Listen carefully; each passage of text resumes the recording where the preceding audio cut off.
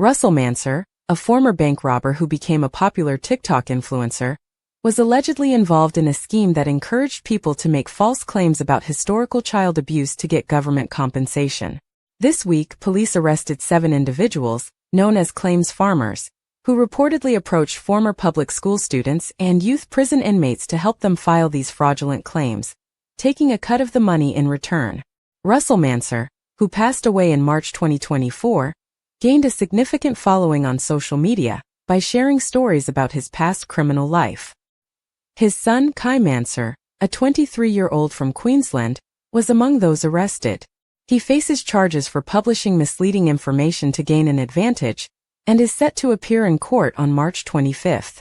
The police also arrested 6 others, including a 55-year-old man from Girraween, who is believed to be a key player in the fraud and faces 21 charges.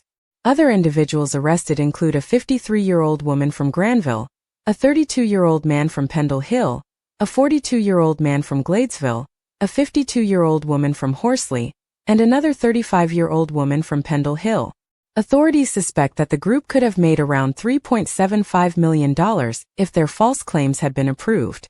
Before his death, Russell Manser served 23 years in prison across various states in Australia. After leaving his life of crime behind, he started a charity called The Voice of a Survivor, which aimed to support victims of abuse in government institutions. Unfortunately, the charity went into voluntary liquidation in 2023. The group arrested this week is accused of coaching people on how to submit fraudulent applications for compensation through different law firms in Sydney.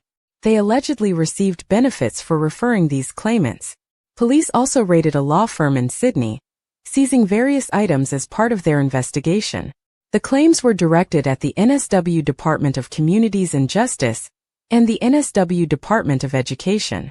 In 2018, the National Redress Scheme was established following a royal commission into institutional responses to child sexual abuse. This scheme provides counseling, personal responses, and payments to those who experienced abuse as children in institutions. Many organizations, including government departments and churches, have joined the scheme, which remains open for claims until mid-2027. As of July, over 44,000 applications had been submitted, resulting in more than $1.4 billion paid out to 15,000 applicants whose claims were finalized. Detective Superintendent Gordon Arbinja stated that the syndicate targeted various compensation schemes, including the National Redress Scheme, which he described as easy to exploit. He emphasized the need for better safeguards to protect genuine victims. NSW police support legitimate victims. They should be compensated, he said. However, he pointed out that the system is vulnerable to exploitation and needs strengthening.